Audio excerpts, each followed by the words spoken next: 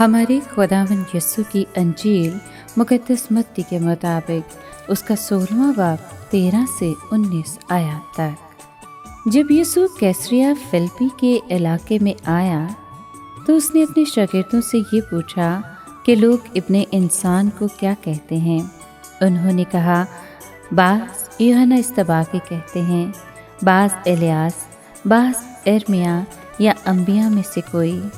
اس نے ان سے کہا، مگر تم مجھے کیا کہتے ہو؟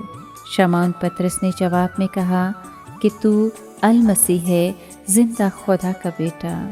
تو یسوع نے جواب میں اس سے کہا، مبارک ہے تو شمعون بریونا، کیونکہ یہ بات جسم اور خون نے نہیں بلکہ میرے باپ نے جو آسمان پر ہے تجھ پر ظاہر کی ہے۔ اور میں تجھ سے کہتا ہوں کہ تو کیفا ہے، اور میں اسی کیفا پر اپنی کلیسیا بناؤں گا، اور عالم اسفل کے دروازے اس پر غالب نہ آئیں گے۔ اور میں آسمان کی بادشاہی کی کنجیاں تجھے دوں گا، اور جو کچھ تو زمین پر باندھے گا وہ آسمان پر بندھا رہے گا، اور جو کچھ تو زمین پر کھولے گا وہ آسمان پر کھلا رہے گا۔ پاک کلام کے پڑھے اور سنے جانے پر خداوند کی برکت ہو، خدا کا شکر ہو۔ عزیز دوستو، عالمگیر کلیسیا 29 جون کو مقدس پطرس اور مقدس پولس کی عید مناتی ہے۔ مقدس پطرس اور مقدس پولس ابتدائی کلیسیا کے عظیم رہنما، معمار اور شہید ہیں، جنہوں نے خداوند کی کلیسیا کو مضبوط ایمانی، روحانی اور اخلاقی بنیادیں فراہم کیں۔ مقدس پطرس تمام شاگردوں میں اول اور رسولوں کے سردار ہیں۔ پطرس 12 شاگردوں کے گروپ کا فطری قائد تھا۔ وہ پرجوش، پر اشتیاق، متحرک، بااعتماد اور دلیر تھا، لیکن ساتھ ہی وہ بے قیام اور کمزور بھی تھا، اور بڑی آسانی سے ایک انتہا سے دوسری انتہا کی طرف بڑھ جاتا تھا۔ مقدس پطرس عموماً شاگردوں کی نمائندگی کرتے ہوئے یسوع سے سوال کرتے، سوالوں کے جواب دیتے اور اپنی رائے بھی دیتے نظر آتے ہیں۔ انہیں خداوند یسوع نے اپنی کلیسیا کی چوپانی کے لیے منتخب کیا۔ کہا کہ میں تجھ سے کہتا ہوں کہ تو کیفا ہے، اور میں اس کیفا پر اپنی کلیسیا بناؤں گا، اور عالم اسفل کے دروازے اس پر غالب نہ آئیں گے، اور میں آسمان کی بادشاہی کی کنجیاں تجھے دوں گا، اور جو کچھ تو زمین پر باندھے گا وہ آسمان پر بندھا رہے گا، اور جو کچھ تو زمین پر کھولے گا وہ آسمان پر کھلا رہے گا۔ مقدس پولس غیر قوموں کے رسول کہلاتے ہیں۔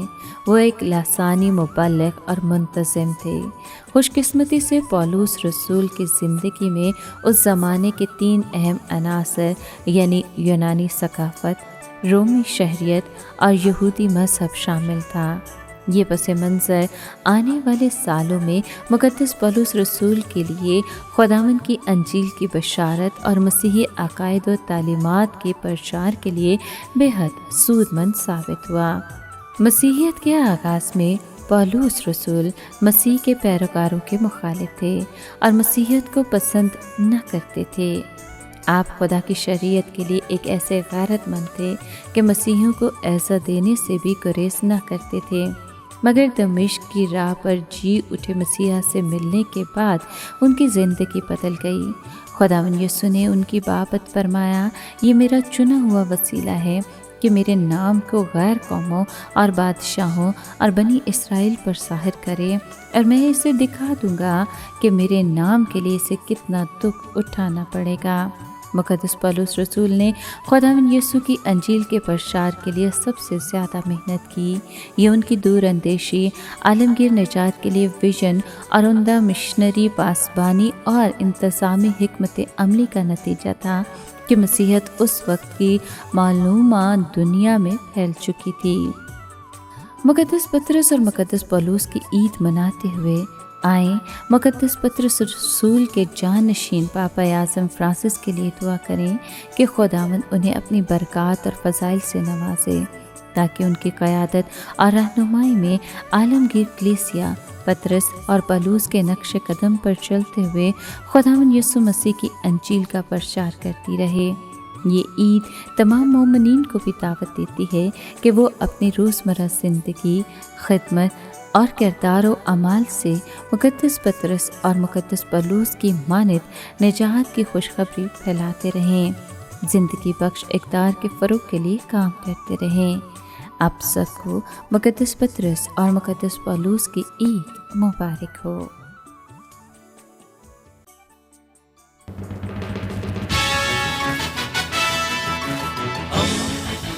دوستی کا پیمبر، ریڈیو ویریتاس ایشیا۔